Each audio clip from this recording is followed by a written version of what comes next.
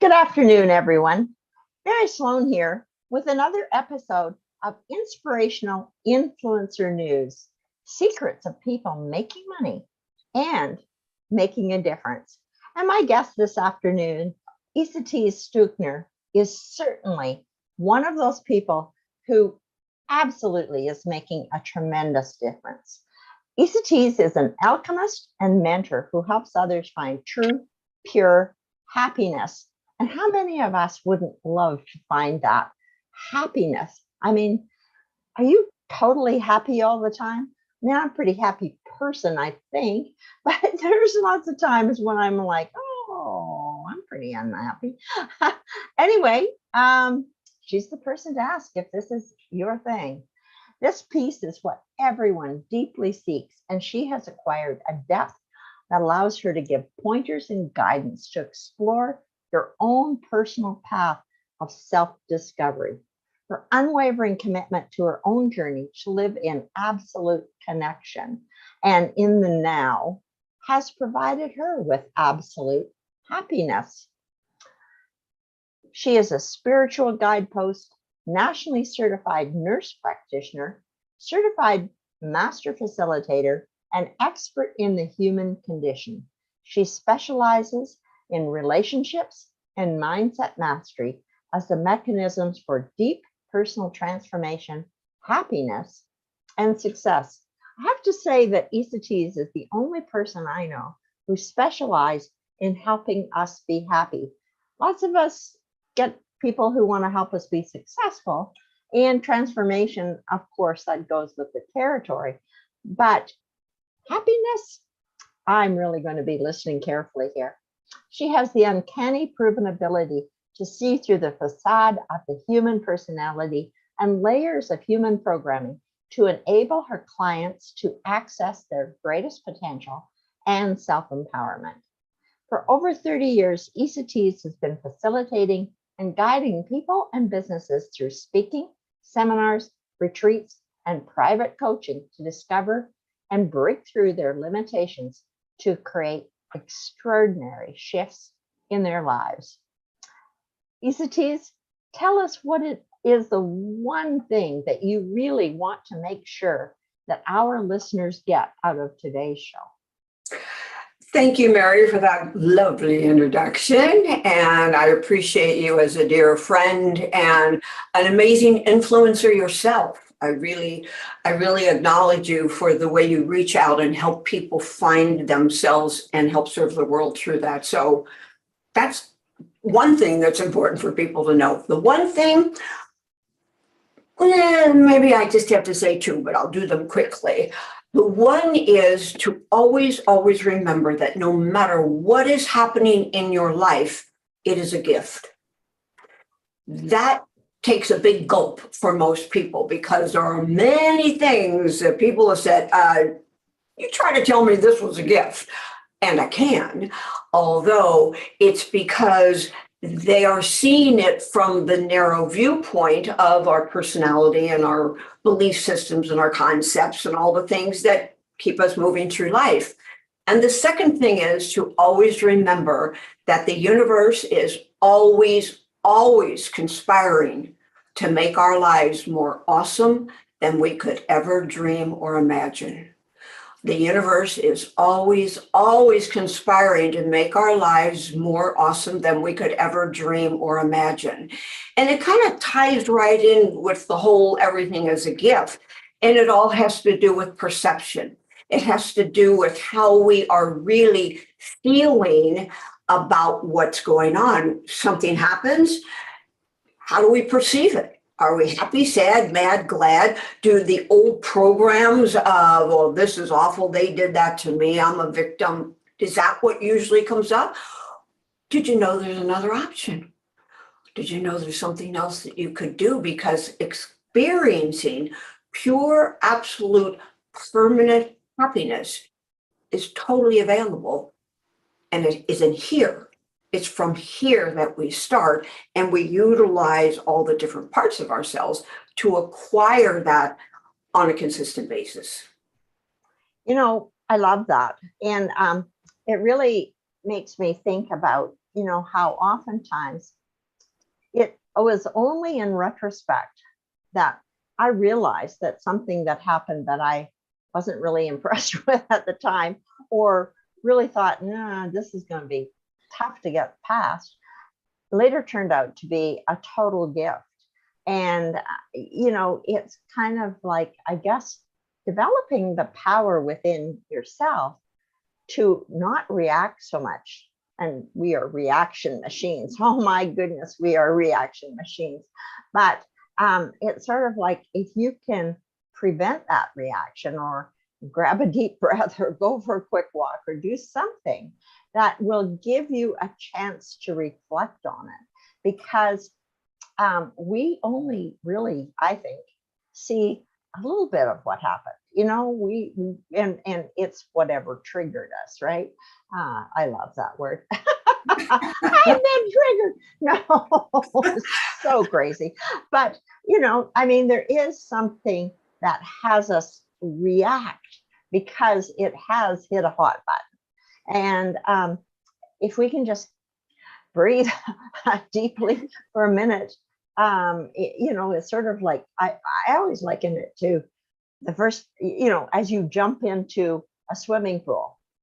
No matter how nice the day, no matter how nice the water is going to feel, that first jump in, oh no, that doesn't feel like a good idea to me.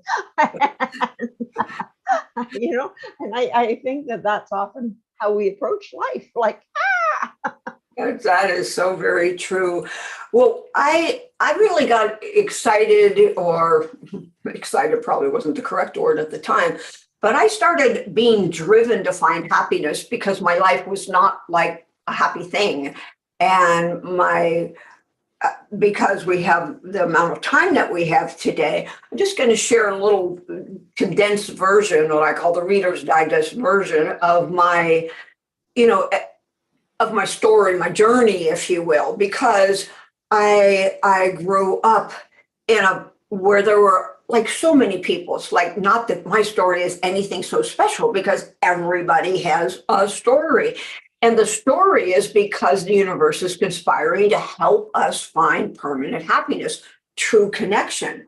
Well, mine took the path of feeling pretty depressed most all of my life. In fact, I prayed to die for the first 33 years of my life. I was really not a happy camper, but nobody knew that because I put on the happy face and I pretended things were good, even when they really weren't. And I was really living with a lot of internal pain that I didn't even know where it was coming from. I mean, there was no excuse, no reason. Yes, there were things that happened. There was violence in the home. There was, all these things. But that really, it felt like it was much more than that. And I reached a place where I actually felt like I can't go on. And when I was about 18, 17, 18, I decided to take my own life because I want out of here. And fortunately, I wasn't successful because I realized after I started that whole thing, fortunately, it was pills. And so it's like, I called somebody because I realized, I don't think this is going to be the way out, because I did know that wherever you go, there you are. So I was afraid, oh God, does that mean I'm going to come back and be, in torture or whatever? So the bottom line is the suicide thing was a very deep level of pain, suffering, and it brought me to a state of awareness. And from that place, it's kind of like I came back, and I then became very committed to having a very successful life. And that was really important to me because I had unexpectedly gotten pregnant when I was 17. And in those days, you just don't get pregnant, and nobody's supposed to know. My father was the doctor in town. I was the cheerleader. My guy was the president, was the football captain. It was like, talk about social pressure. Anyway, the bottom line is that was a very painful, difficult thing. And then I decided, okay, I got to do something. I got to get my act together. And so I really decided I'm going to be successful. So I I went out and I became successful. Well, I became a nationally certified nurse practitioner. I had a good job. I had recognition. I had, all that stuff. I made good money. And then in addition to that, I decided after a while when I became very burned out because I'm very sensitive and I started taking on people's stuff, that wasn't working well for me either. So I started selling real estate. And I decided I wanted to be a multi-million-dollar producer. Well, back then, the interest rates were 17 and 18, and so were the points. But Yeah, these kids don't even know anything. they have no clue. You have no clue unless you're more like over 20 or 30 or 40. At any rate, so I became a multi-million-dollar producer in real estate. And in the interim, I had a really serious car accident. I had a near-death experience. I was in a wheelchair for a year. I slept upright in a hospital bed for 3 months. I had another whole thing in my life, and I'm going, happy? Are you kidding me? I'm not getting this is a happy life.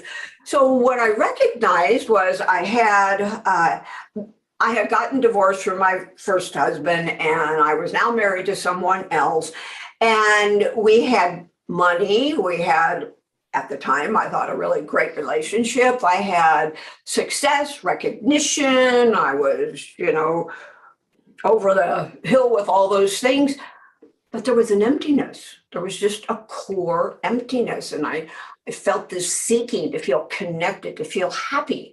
And so I started looking deeper. I just kind of went into my soul, or, I don't even know what it was. But the bottom line is that I realized that there wasn't anything out here that was going to get me truly permanently happy.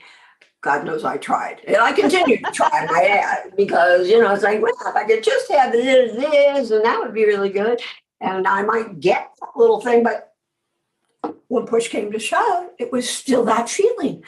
And so the bottom line is, when I started recognizing that I had a true passion to be permanently happy, not just have a happy moment, but permanently happy to me means living in a pure state of connection internally, meaning that I'm aware that my mind has lots of programs and lots of beliefs and lots of what I call recycled ignorance, because it learned what somebody else told me was true. We all do that. We become very robotic in our lives. And we think that what we hear is true because we don't even know what to question or how to question it.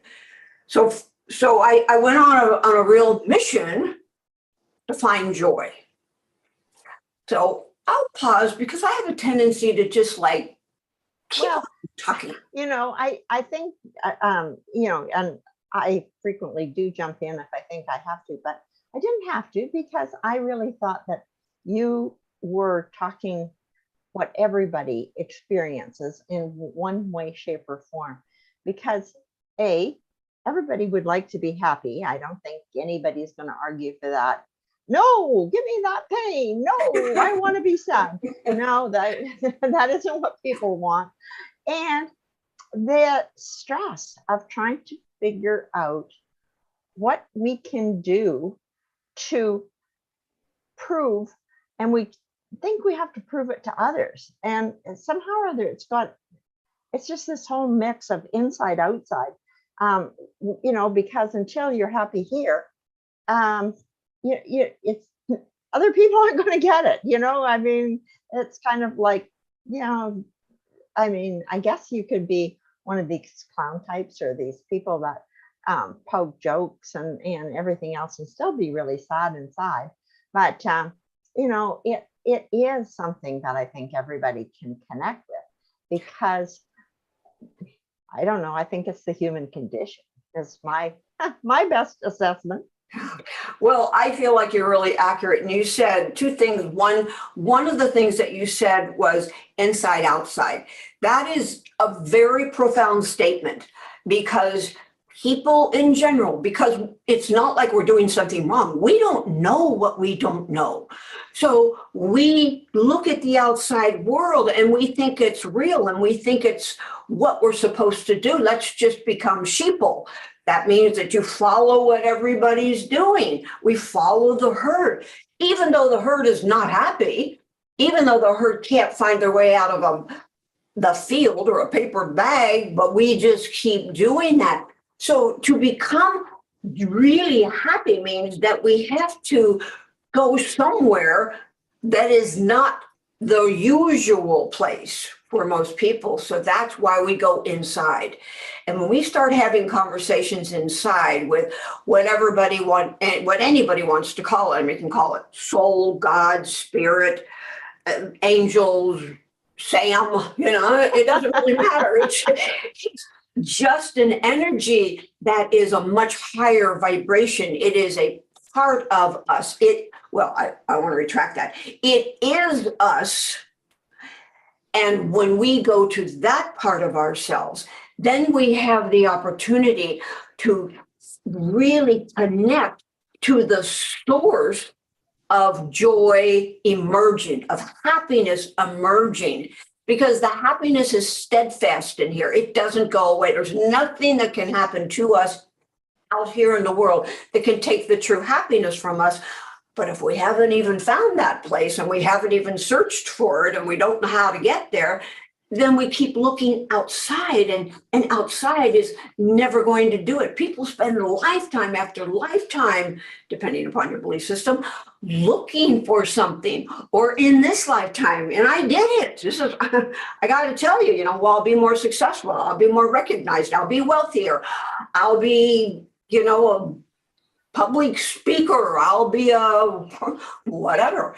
It doesn't do it. It didn't do it. And if anybody listening really is honest with themselves, they'll notice that they do things and it feels really good.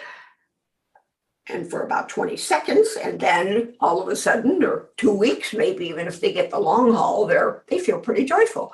But then what happens? That's why it's important to become aware. One of the key pieces of finding absolute happiness, permanent happiness, is to have an awareness. Expand your mind. Be open to things that you might not normally think about. Something like, you could ask questions like, what if what she said was true? Or what's great about this that I haven't seen yet? You could ask yourself that every day when something comes up that didn't go your way. You could ask yourself, what's great about this that I haven't seen yet? You could also go inside and say, okay, I know the universe is really, really conspiring to make my life more awesome than I could ever dream or imagine. So that means there's a gift in here. So what is the gift? What is it that I am missing? Help me see more deeply. Help me see. I'm big on help me because I go inside and I just go, help me. Because I already know that if I look out here, I might get some scientific information, but that is not the help that I'm really speaking about. I'm speaking about the piece of us that knows beyond the mind. I'm doing a year-long program right now called Going Beyond Where the Mind Knows to Go. And I actually say that every night before I sleep, and I invite everybody to consider that. It might be scary for some, but the mind is the piece that is very structured, and it is a certain vibration that can only bring you information from that vibration. What's inside is a different vibration. And when you live there and you connect there, everything in here creates a change out here. So we start with having awareness that it's a possibility. We start with the awareness of, gosh, what's next? What else great could happen? And when we start giving ourselves an opportunity to think that way and shift our perception, that's when the doors just start opening and we start to become an investigator, a detective, if you will, to what it is that we can do in that moment that will bring our perception from one of victimization, which is where most of us go, to a place of creation. Oh, okay, now I see how it's been created. And I see that the only real power I have in this human body is to determine, how do I want to think? How do I want to perceive? Nobody can take that from you. And the truth is, other people have tried to give that to you, because we all have had everybody tell us what we're supposed to think, what we're supposed to feel. You do this and then you're going to get goodies. And if you do this, you're going to get in trouble. And all of that polarity stuff, because our world is based on that. That has to go to the place where you become neutral. I mean, I'm talking big steps here, and I know that I'm talking about a deep, powerful transformation, but the work that I do is for people that really want to know who they really are. And the coaching that I do is based on that. And it doesn't matter what brings them to me. I'm working with someone in another country right now, 17 years old. He wants to be successful, but deep in his heart, he wants to know who he is. People come to me, with relationship issues, with money issues, with health issues, all of these different things, because underneath, what are they looking for? Happy. They're looking to be happy. So what I know from my own experience is that you can be happy even if your world doesn't look happy. Even if you're in pain, even if you don't have the money that you were hoping for or that you want. Happy is in here, and it's a decision, and it's based on the perception of how you be with every single thing that happens in your life. So awareness is really important. Desire and commitment to follow through to make a difference is also really important.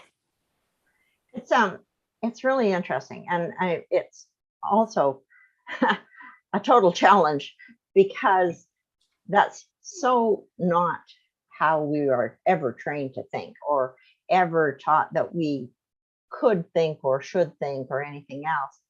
And one of the lines that I try to live my life from is, life is a giant adventure.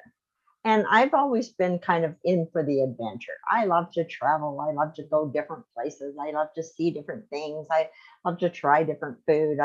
I'm somebody who likes the adventure. So if I can remember that life's an adventure, and not all adventures are great experiences. I mean, I've been on, a lot of different trips, and every once in a while you get people who really don't do their job very well, and now you're not getting to see what you hoped you'd get to see, or you've got some really, really crummy people on the bus with you, and you're kind of wishing they'd drop off or something. And I mean, so it's kind of like, for me, I love the adventure of life. And if I can get to the point of remembering that my life is an adventure, and even if the adventure didn't quite go the way I wanted it to, it was still an adventure, and that I'm free every day to get up and design my adventure for the day. It's like, okay, how's the day gonna go? And I, like everybody else, I have plans, and they don't always come to truth or to pass, but it's the adventure that excites me. And I think that's sort of akin to what you're talking about, because to me, the adventure is what makes me happy.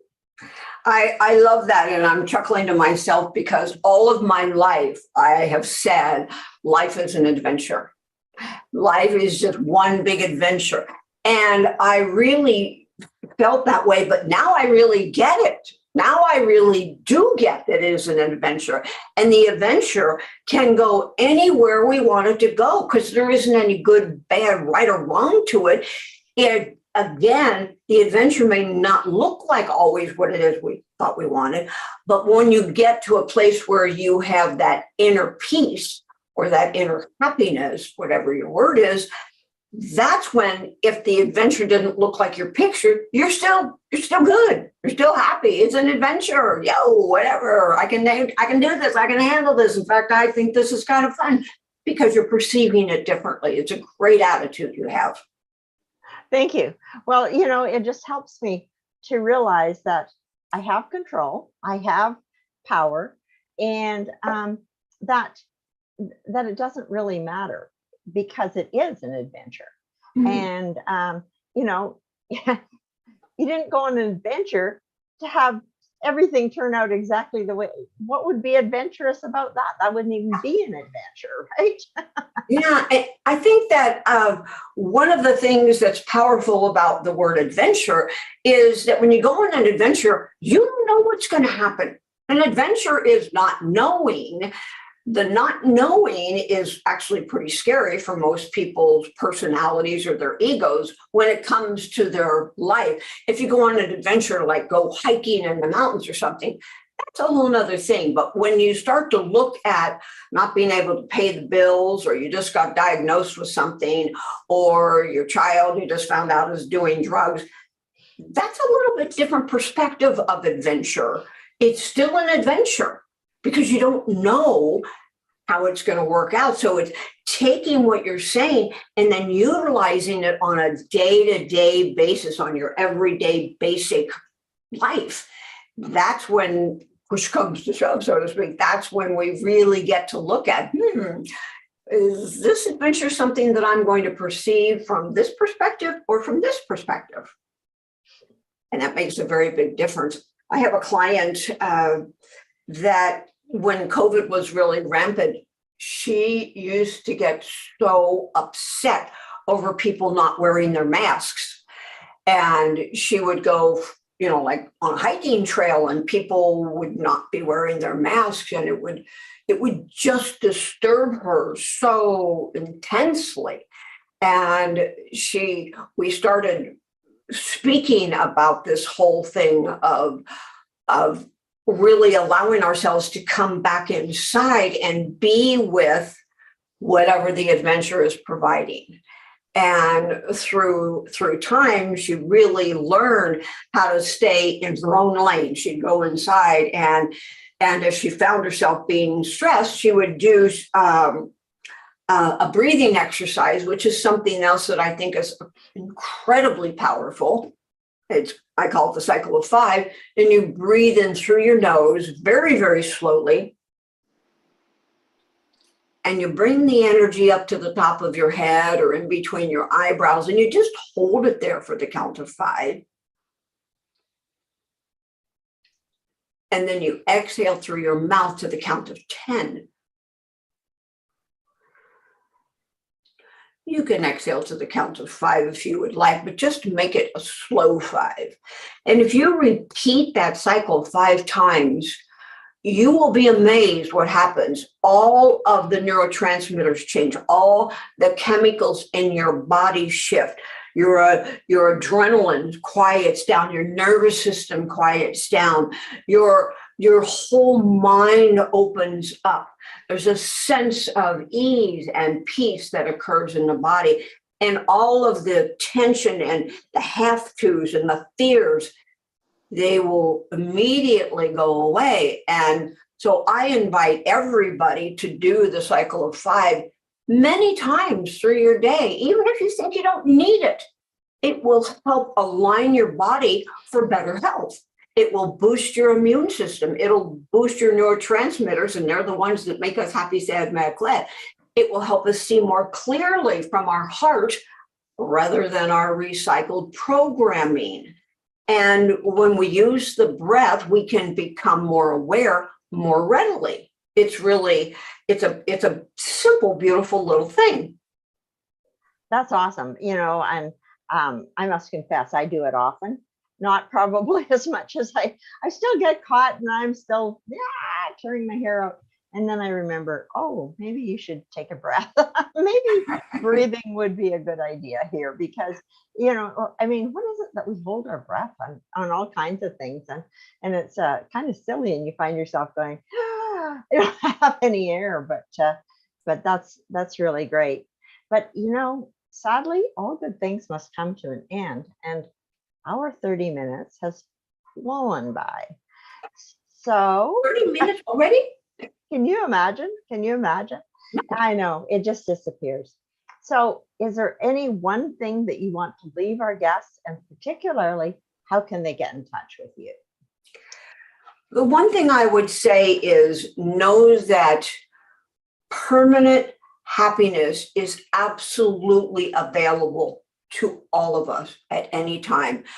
I live in a place of happiness. I live in that place. And when life comes at me, if you will, or happens, I can see it from a different viewpoint, regardless of what it is. Somebody is unkind to me, or whatever, and that is not something that hardly ever happens. But if it does, it's just like I can see things from a different viewpoint, and that means that all of you listening, have the ability to have that same thing. Some of you may have it more than you even realize, but the word permanent and absolute are really two words. Absolute permanent happiness, or something that is very possible. And I've helped a lot of people reach a place of that.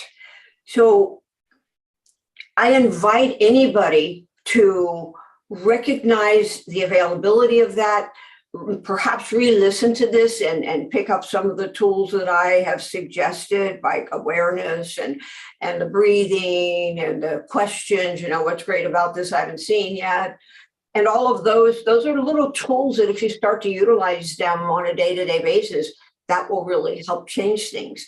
And people can reach me. I do one-to-one coaching. I do a free meetup every Tuesday evening at 6 p.m. Pacific time. Anybody is welcome to come. And I have people from literally all over the world to come to that. And you can also schedule a free call with me. I'd love to talk to you. So if you have any questions, if you would just like some guidance, there's no charge. I just would like to connect and help you become more clear if there's something that is on your mind. So you can do that by going to https://esateys.com/call Esateys. I'm sure it's in the notes here somewhere, right? It's definitely in the notes. And if you're wondering how to spell Esateys, it's there in her name. And so it's just, esateys.com. And Google will put in the HTTPS thing, fortunately. Yeah. So esateys.com will do. And /call Esateys. And that's all lowercase. We were having fun yesterday trying to figure that out, Esateys and I. But anyway, we found out. So that's how you do it. And I want to say thank you so much. It was really wonderful to have you. And such a great reminder for everyone that we do have the power to be happy all the time. And I'll add my own cut on it. And remember, life's a great adventure. I love it. And it is true. It is very true. People can also just email me at esateys@esateys.com. That's my email address. And you are welcome to email me and just put something in the header radio show so I know who you are, and I'll be happy to support you any way I can. Sounds wonderful. Thank you so much. Mary, thank you so much. I love what you do, and I appreciate you very much.